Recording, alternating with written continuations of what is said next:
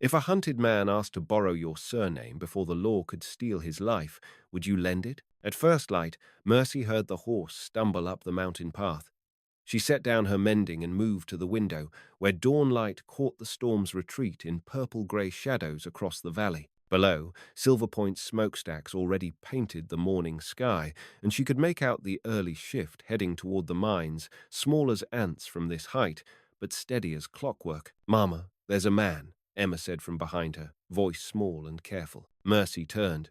Through the glass, she could see him now slumped forward in the saddle, his horse picking its way up the last switchback to her door. Blood darkened his shirt front, and even from here she could see the fever flush on his face. The horse wore no brand she recognized, but the man's coat hung wrong, heavy on one side. Gun weight. The watch ticked in her apron pocket. "Go to your corner, Emma. Take your doll." The child obeyed, without question too much practice in that quick obedience. Mercy thought. Too many nights when strangers' voices meant danger, when small girls learned to disappear behind curtains and hold their breath until the all clear came. The horse stopped at her gate. The man tried to dismount, made it halfway, and crumpled to the muddy ground. Mercy counted to 10, then stepped outside. He was young, maybe 25, with dark hair plastered to his skull and 3 days of stubble.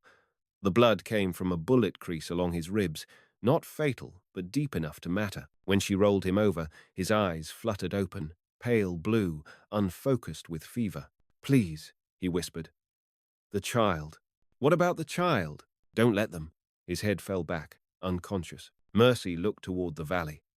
The Silver Point stage wouldn't make its run until Thursday, 2 days yet. The telegraph line ran to town, but Doc Henley lived clear on the other side of the pass, and his mare had thrown a shoe last week. By the time help came up the mountain, this man would be dead or recovered on his own account.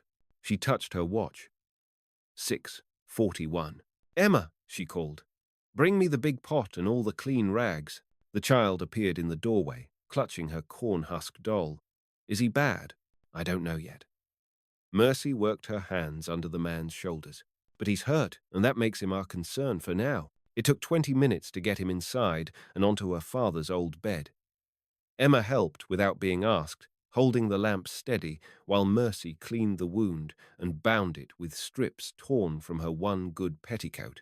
The fever ran high, not dangerous yet, but climbing. "What's his name?" Emma whispered. "I don't know that either." Mercy dipped the cloth in cool water. "But names aren't what matter when someone needs tending." The child considered this, then climbed onto the chair beside the bed. "Can I help watch?" Mercy almost said no, almost sent Emma back to her corner with orders to stay put and stay quiet. But something in the man's face stopped her, something peaceful, despite the fever, like a person who'd finally stopped running. "All right," she said. "But you do exactly as I say." The watch counted steady time, while Mercy heated broth and Emma sang quiet songs her mother had taught her, old hymns with Swedish words mixed in, melodies that seemed to ease the stranger's restless sleep. Outside, the sun climbed higher. The sky went clean and hard. By noon, the fever broke enough for him to take water without choking. Emma held the cup, while Mercy spooned broth between his cracked lips, and when his eyes opened, they focused clear and steady on the child's face. "Emma," Mercy said, "step back a little." But Emma stayed put, studying the man with the frank curiosity of a 7-year-old who'd learned not to fear everything that came up the mountain path. "Are you better now?" He tried to speak, coughed, tried again. Getting there. His voice came rough but gentle. "Thank you for the water. Mama made soup too, and I sang the church songs. Did you now?" A smile tugged at the corner of his mouth. "I remember hearing angels." Emma giggled, and Mercy felt something tighten in her chest, a warning she couldn't name. "Emma, go check the chickens." "But now." The child sighed and collected her doll, pausing at the door. "Will you still be here when I come back?" The man's eyes found Mercy's, asking permission. She nodded once, barely. "I'll be here," he said. When Emma's footsteps faded, Mercy pulled the chair closer to the bed. By early afternoon, full dark was 7 hours off. When it came, the kind of quiet would make every sound carry twice as far. "Who are you running from?" she asked. "Does it matter?" "It might." She touched the watch through her apron. Depends on whether they're the sort to follow a blood trail and how far behind they are. He shifted on the pillow, wincing. Far enough. And they think I headed south toward Durango. But you came north. I came here. He looked toward the window, where afternoon light slanted through glass still marked with last night's rain. Been watching this place for 3 days. Saw you and the little girl, how you manage things up here alone. Seemed like a place a man might find some peace. You've been watching us. The words came flat. Careful, not like that. He struggled to sit up, and she pushed him gently back down. Not to cause harm. Just. I haven't seen a child laugh in 2 years. Haven't seen anyone sing while they worked, or hang laundry like it mattered how straight the lines were. His eyes found hers again. Figured anyone who lived like that might understand what it means when a person wants to stop running. Outside, Emma's voice drifted up from the chicken yard, scolding the hens in her serious, grown-up way. The watch ticked steady against Mercy's ribs. What's your real name? Jack Morrison. He said it without hesitation, like a man tired of carrying other people's names. And before you ask, yes. I know what the papers say about me. Most of it's true. Some of it isn't.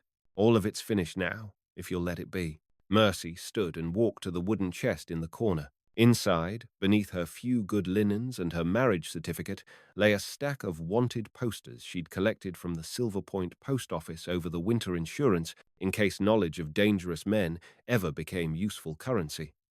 She found Morrison's face among them. $500. Dead or alive. For robbery and assault in Grand Junction. When she turned back, he was watching her with no surprise in his expression. 500, she said.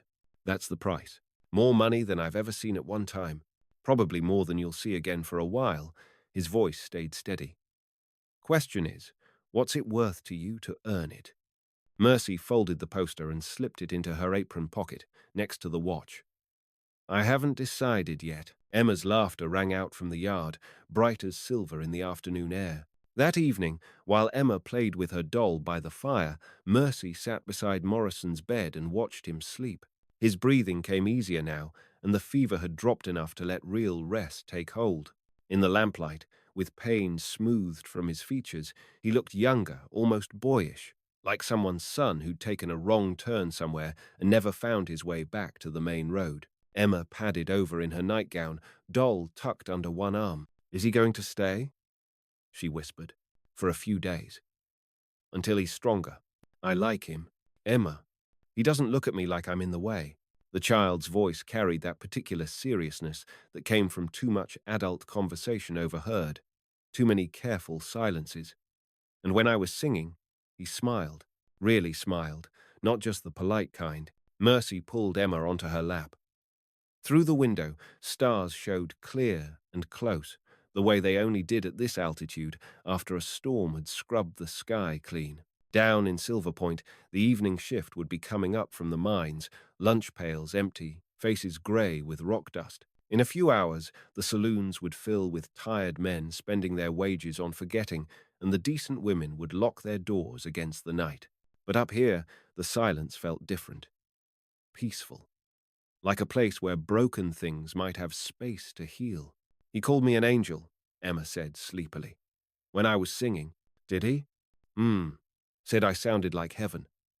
She curled against Mercy's shoulder. Do you think heaven has children in it, Mama? I think it wouldn't be heaven without them. Morrison's eyes opened then, just briefly, and met Mercy's across the lamplight. No words passed between them, but something settled. A recognition, perhaps, or a promise. When his eyes closed again, his breathing carried the rhythm of genuine rest. Mercy held Emma until the child fell asleep, then carried her to the small bed in the corner. Outside, an owl called from the pine grove, and somewhere far down the mountain, a train whistle echoed between the peaks. She pulled the watch from her apron near 10 o'clock. Tomorrow would bring choices that couldn't be delayed much longer. But tonight, for these few hours between one day and the next, they were just 3 people sharing lamplight and quiet, and that felt like enough. Morrison's strength returned faster than Mercy expected. By the 3rd morning, he could sit up without help and take solid food. By the fourth, he was insisting on helping with chores despite her protests. "You're still healing," she said, finding him in the chicken yard with Emma, scattering grain while the child gathered eggs. "Healing fine." He straightened carefully, one hand pressed to his bandaged ribs. "Besides, seems wrong to lie abed while you do all the work." Emma looked up from her basket. "Jack says chickens are smarter than most people give them credit for." "Jack does he?" "They remember faces," Morrison said. "And they can count up to 5. That one there," he pointed to a red hen pecking near the fence. "She's figured out exactly how much grain I give each scatter. Always positions herself for the best spot. You know about chickens. Grew up on a farm in Kansas." "Before?" He gestured vaguely, encompassing everything that had brought him to our mountain. "Long time ago." That afternoon, while Emma napped, Mercy found him examining the loose board in the cabin's south wall, the one that let in wind and rain no matter how she tried to patch it. "Needs to be replaced, not mended," he said. "The wood's rotted through." "Got any lumber stored away?" "Some." In the lean-to behind the house, they worked together in comfortable silence, Morrison cutting new boards while Mercy held them steady. His hands were careful, sure the hands of someone who'd learned to build things before he'd learned to break them. "Emma seems happy," he said, marking a measurement with his thumbnail. "She's had a hard winter. Her father died in October." Morrison's hands stilled on the saw. "I'm sorry. He was a good man. Worked the mines, saved every penny so we could buy this place and live clean." Mercy touched the watch through her apron habit now, like crossing herself before prayer. "Lung fever took him fast. By the time we got him to town, it was too late." "That's Emma's father buried down by the pine grove? You saw the grave? Hard to miss." He resumed cutting, the saw's rhythm steady and sure. "Must have been young, 26. The words came easier than she'd expected. "Emma barely remembers him now. Sometimes I think that's a mercy. Sometimes I think it's the cruelest thing of all." Morrison fitted the new board into place. "What do you think?" "I think she needs to remember him as he was, not as sickness made him." Mercy handed him the hammer. "And I think she needs to know that good men exist, even if they don't always stay." He drove the nails with precise, economical strikes. When the board was secure, he tested it with his shoulder, solid, tight, built to last. "There," he said. "That'll keep the weather out." That evening, the three of them sat by the fire after supper. Emma played with her doll, while Morrison whittled a small wooden horse from a piece of scrap pine. His hands moved with surprising delicacy, coaxing curves from the straight grain. "Are you going to leave soon?" Emma asked suddenly. Morrison's knife paused. "Would you like me to?" "Number." The word came fierce, immediate. "But grown-ups always leave when they start feeling better. Mama says it's natural. Your mama's a wise woman. But I don't want you to be natural. I want you to stay and fix things and help with the chickens." Morrison set down the carving and looked at Mercy. In the firelight, his eyes held questions she wasn't ready to answer. "Emma," she said gently, "Jack has his own life to get back to. What if he doesn't want to get back to it?" The question hung in the air between them. Outside, wind moved through the pine trees with a sound like distant voices, and somewhere down in Silver Point, the evening train whistled its approach to the depot. Morrison picked up the carving again. "Tell you what," he said to Emma, "how about I finish this horse first? Make sure he's got all 4 legs and a proper tail before I go anywhere." Emma considered this solemnly. "How long does a horse take?" "Depends on the horse. This one looks like he might be particular about his details." The child smiled and settled back against her mother's chair, apparently satisfied with this reprieve. But Mercy saw how Morrison's hands trembled slightly as he worked, and she knew it wasn't from weakness. It was from the weight of promises, the kind that changed a person's direction, whether they were ready or not. Late that night, the fire burned lower. And outside, the mountain settled into the deep quiet that came just before dawn, brought new choices to the door. The riders came with Thursday's dawn, their horses picking up the trail at first light. Mercy heard them while she was milking the cow, their voices carrying clear in the thin mountain air, 3 men, maybe 4, asking questions at the Hendricks place a mile down the ridge. She left the milk pail and ran for the cabin. Morrison was already awake, sitting on the edge of the bed with his gun belt in his hands. Emma stood by the window, still in her nightgown, watching the distant riders with wide eyes. How many? Morrison asked. 3 or 4. They're at Hendrick's now. Mercy pulled Emma away from the window. Get dressed. Quick as you can. Mama, what? Do it, Emma. Morrison stood carefully, testing his weight. The wound had healed clean, but he still moved with the caution of a man who knew his limits. They'll be here in 20 minutes, maybe 15 if they push hard. The back trail won't work. They've got fresh horses, and mine's still favoring that left front hoof. He buckled the gun belt, and suddenly he looked different, harder, more like the man in the wanted poster. Besides, running just means Emma gets caught in the middle of whatever comes next. Mercy's hand found the watch. 7:42. There's another way, she said slowly. I'm listening. She walked to the wooden chest and pulled out the folded marriage certificate, the one she'd tucked away 8 years ago when she'd taken her husband's name and made a home in this high, quiet place. The paper felt fragile between her fingers, but the words were still clear. Territory of Colorado. Joined in lawful matrimony. Witnessed and sealed. If you were my husband, she said, not meeting his eyes, they couldn't make me testify against you. And if you were Emma's stepfather, settled here legal and proper. She looked up. They might ask questions, but they'd have to prove you weren't who we said you were. Morrison stared at the certificate. Mercy, it's not real, just paper and words until the circuit judge comes through again. Her voice stayed steady, matter of fact. But it might buy us time. Us? Emma appeared in the doorway, dressed and clutching her doll. Mama, I can hear the horses now. The sound of hoofbeats echoed off the canyon walls, growing closer. Mercy looked at Morrison, at Emma, at the marriage paper in her hands. Your choice, she said, but choose fast. The watch pressed at her ribs a little before 8. Morrison took the paper, glanced at it, then folded it carefully and slipped it into his shirt pocket. Emma, he said, his voice gentle but urgent.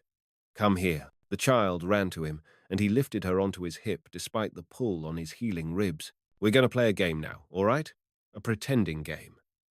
Can you pretend that I'm your new papa, just for a little while? Emma's eyes grew wide. Like the dollhouse game? Exactly like that. And in this game, I've been living here with you and your mama for a long time. We're a family. And these men coming up the trail are just visitors. Can you remember that? Emma nodded solemnly. Are you going to stay after the game is over? Morrison's eyes found Mercy's over the child's head. I don't know yet, Angel, but I promise you, whatever happens, you'll be safe. The riders crested the last ridge, 3 men in dusty coats, badges glinting on their chests. The leader sat tall in his saddle, scanning the cabin with the careful attention of a man used to finding what he was looking for. Mercy smoothed her hair, checked that the watch was hidden in her apron pocket, and opened the door. Morning, gentlemen. Can I help you? The leader touched his hat brim. Ma'am. Sheriff Garrett, out of Grand Junction. We're tracking a man, dangerous fugitive, named Jack Morrison. Word is he might have passed through this area a few days back. Morrison. Mercy frowned thoughtfully. Can't say I know that name, but then, we don't get many strangers up this way. What's he wanted for? Armed robbery. Shot a bank guard in the process. Garrett's eyes swept the cabin yard, taking in the chickens, the neat woodpile, the garden plot freshly turned for spring planting. You live here alone, ma'am? Oh, no, not alone. Mercy stepped aside as Morrison appeared in the doorway, Emma still in his arms. He'd removed the gun belt, and in his work clothes, with his hair combed and his stubble shaved clean, he looked like any homesteader starting his morning chores. Sheriff Garrett, this is my husband, Jack. Jack. The sheriff's looking for some fellow named Morrison. Morrison shifted Emma to his other hip and nodded to the lawmen. Sheriff. Wish I could help, but we haven't seen any strangers lately. Have we, Emma? Emma shook her head gravely. No strangers, Papa. Garrett's eyes narrowed slightly at the word Papa, but Emma's tone carried the unconscious confidence of a child who'd never learned to lie about important things. How long you folks been married? Garrett asked. 8 years come fall, Mercy said without hesitation. Homesteaded this place together when Emma was just a baby. That so? Garrett dismounted and walked closer to the cabin. Funny thing we talked to your neighbors down the ridge. They mentioned you were widowed recent. Morrison set Emma gently on the ground and stepped protectively closer to Mercy. That'd be my older brother, Henry. Lung fever took him last October, left us his half of the place, and we've been managing it together since. His voice carried the easy sadness of old grief. Emma there? She still calls me Uncle Jack sometimes. Takes time for a little one to adjust, I see. Garrett looked back and forth between them, clearly weighing the story. Mind if we look around? Just to be thorough. Course not, Morrison said. Though I should warn you, the place is pretty small. Not many spots to hide, even if a man was fool enough to try. The search took 20 minutes. The deputies found nothing more suspicious than a second gun in the bedroom, Morrison's Colt, which he explained as necessary protection this far from town. They examined the marriage certificate when Mercy produced it from the chest, noted the date and the territorial seal, and found no obvious signs of forgery. Through it all, Emma played quietly in the yard, singing her Swedish hymns and arranging wildflowers in neat rows. When one of the deputies smiled at her, she smiled back with the natural confidence of a child who knew herself beloved and protected. Finally, Garrett remounted his horse. Well, I reckon if Morrison came this way, he's long gone by now. Thanks for your time, folks. Any time, Sheriff, Morrison said. Hope you catch your man. The lawman rode away down the mountain trail, and the three of them stood in the yard until the hoofbeats faded into morning quiet. Then Morrison sat heavily on the porch step, and Mercy realized his hands were shaking. Papa, Emma said, climbing onto his lap. Did we win the pretending game? Morrison wrapped his arms around her and buried his face against her hair. Yeah, Angel, we won. Evening found them by the fire again, but the silence felt different now, charged with possibilities and questions that couldn't be delayed much longer. Emma had fallen asleep in Morrison's lap while he finished the wooden horse, her small fist curled against his chest. She trusts you, Mercy said softly. She trusts you. I'm just. He shifted carefully, settling Emma more comfortably. I'm just someone who happened to be here when she needed a game played. Is that all it was? A game? Morrison looked at the marriage certificate, which lay unfolded on the table between them. I don't know. What was it for you? Mercy pulled out her father's pocket watch, letting it rest in her palm. This belonged to my father.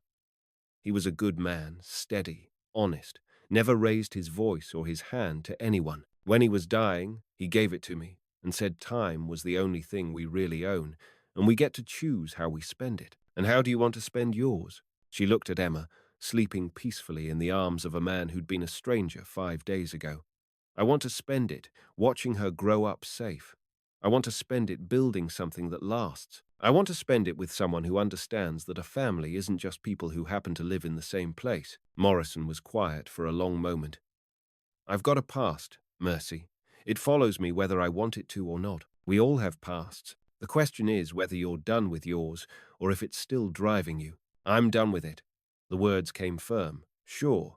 But that doesn't mean it's done with me. Emma stirred in her sleep, murmuring something in Swedish, one of the hymns her grandmother had taught her. Morrison hummed along softly, somehow knowing the melody. My mother used to sing that one, he said. She was from Minnesota, came over from Sweden when she was just 16. Used to say it was a prayer for traveling mercies. She'd like Emma. She'd like you both. Morrison looked at the marriage certificate again. If I stayed, really stayed, not just until the next time, trouble comes calling, what would that look like? It would look like fixing things that break, like teaching Emma to read better and helping with the planting, like sitting on the porch in the evenings and talking about ordinary things. Mercy traced the watch's worn surface. It would look like having someone to hand this to when my time comes and knowing Emma would have a father who chose to stay. And if the past catches up anyway, then we'll face it together. All three of us. Morrison lifted Emma carefully, carrying her to her small bed in the corner. She barely stirred as he tucked the quilt around her shoulders. When he returned to the fire, he picked up the marriage certificate. This says we were married in 1879. That would make it 8 years, like you told the sheriff. Would have been, if it were real. What if we made it real? Mercy's heart stuttered, but her voice stayed steady. How would we do that? Circuit judge comes through Silver Point twice a year. Spring and fall. Morrison folded the certificate carefully. Spring session starts next week. And until then, we're a family that's learning how to be a family. He looked toward Emma's sleeping form. She needs that, I think.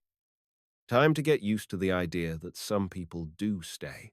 And what do you need? Morrison was quiet for so long that Mercy thought he wouldn't answer. When he finally spoke, his voice was barely above a whisper. I need to wake up every morning and know I'm choosing to be here. Not running to something or away from something. Just choosing this place, these people, this life. He met her eyes. I need to know that when Emma calls me Papa, it means something real. Outside, an owl called from the pine grove, and the mountain settled into the deep quiet of night. Mercy wound her father's watch and set it on the mantel, where its steady ticking would count the hours until morning brought new possibilities. Then we'd better start practicing, she said. Morrison smiled, the first completely unguarded smile she'd seen from him, and moved his chair closer to hers by the fire. They sat in comfortable silence, watching the flames dance and listening to Emma's peaceful breathing, and to the steady tick of time being well spent. When the circuit judge arrived in Silver Point 3 weeks later, he performed a wedding ceremony that made legal what had already become true. A family built not by accident of birth, but by daily choice. Emma stood between them during the vows, holding the wooden horse in one hand and a bouquet of mountain wildflowers in the other.